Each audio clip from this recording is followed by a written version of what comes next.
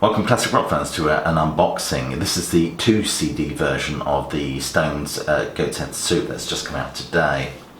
Anyway, I'm sorry I didn't spring for the deluxe edition, as that was priced at £120 on Amazon this morning, which was a bit pricey, I think, for what is effectively 4 CDs, because of course with the deluxe version you get the Brussels Affair concert, which would be nice to have, but I don't really want to pay that much money for it. And I'm sure you get some lovely swag items as well.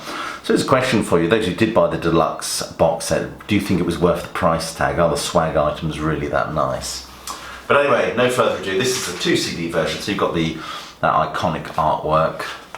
And you have the spine, of course, and the rear cover.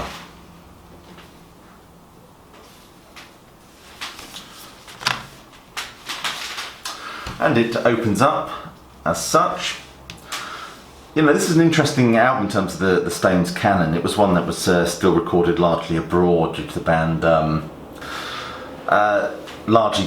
being tax exiles, as they were for the Exile on Main Street album.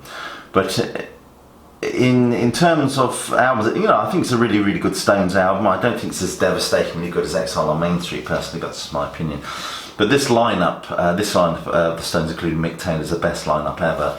No disrespect to Brian Jones, of course, who was a brilliant leader and multi-instrumentalist and everything else we can say about him. But I just think this lineup is just absolutely perfect.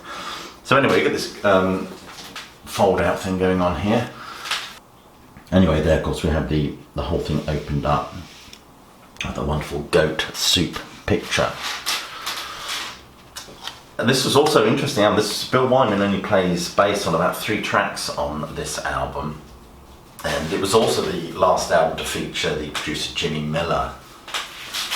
So there we are. There's the CD.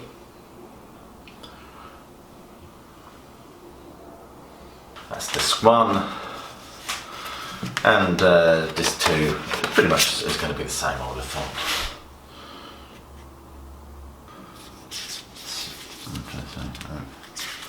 Some great pictures from this point in the Stones. I think Keith Richards was very much worse for wear at this juncture.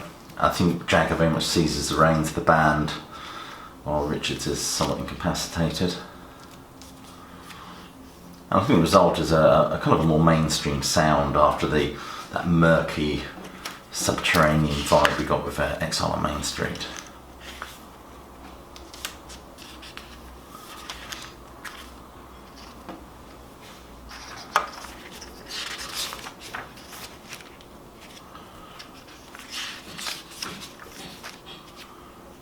And there's the booklet. Obviously on disc 1 we get the new stereo mix, which I'm going to enjoy listening to. Dancing with Mr. D happens to be one of my favourite Stone songs. 100 Years Ago, another great one. Going Down Again, Heartbreaker, of course, which is a great one, often still performed live. Angie, very famous on Silver Train. Hide Your Love, Winter, which I love. Can You Hear the Music, and Star Star. But it's the rarities, the unreleased stuff, which is also quite interesting on that. Unreleased track Scarlet, of course, with Jimmy Page, All the Rage, Crisscross, 100 Years Ago piano demo, Dancing with Mr. D instrumental, Heartbreaker instrumental, Dancing with Mr. D, the Glyn Johns 1973 mix, and Heartbreaker, Glyn Johns 73 mix, and Silver Train, Glyn Johns 73 mix. Anyway, there we have that iconic cover. Anyway, if you enjoy my videos, if you certainly appreciate the work that goes into the reviews and the worst, the best, the ranking videos, do check out some of the links below for ways you can support me and my channel. You can become a Patreon for extra content, and there's lots of other things here. And check out the Facebook page. I do share stuff on there on a daily basis. Anyway, so thank you for watching. Do stay safe, and more importantly, please do keep listening.